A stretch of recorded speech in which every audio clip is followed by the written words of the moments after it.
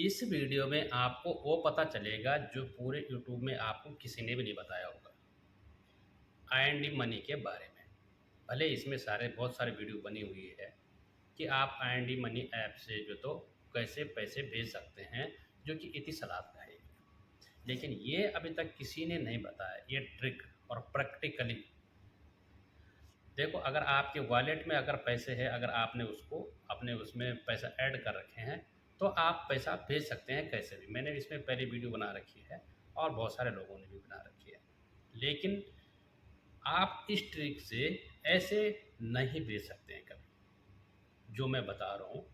ये अगर आपने कर दिया तो आपकी सारी प्रॉब्लम सॉल्व हो सकती है। अगर आपके पास कैश है, आप कैश में भी आई मनी से पैसा भेज सकते हैं। जैसे कि आपके पास फिजिकल कैश है, वैसा है एटीएम में या कार्ड में, बैंक में नहीं है, और एंडी मनी के वॉलेट में भी नहीं है। आपके पास कैश है तो आप कैसे एंडी मनी से पैसा भेज सकते हैं। देखो, आपने आपके जहाँ भी, मैं आपको प्रैक्टिकली करके बता रहा हूँ, सही है। एतिसलात मशीन से कैश डिपॉजिट करें। पहले ई एंड मनी सेलेक्ट करें, अपना मोबाइल नंबर एंटर करें, अब कैश इंसर्ट करें। बस ट्रांजैक्शन सक्सेसफुल। आपने यही तरीका आपने अपनाने का है। जब आप इतिसलात मशीन में जाएंगे, वहाँ पर आपने इस तरीके से, ये जो मैं आपने आपको अभी बताया, आपने ऐसे ऐसे करके कैश डिपॉजिट कर देने का है। और उसके बाद आप जो है तो कैसे भी अपने आई मनी से आपके जो ऐप है वहाँ से पैसा भेज सकते हैं।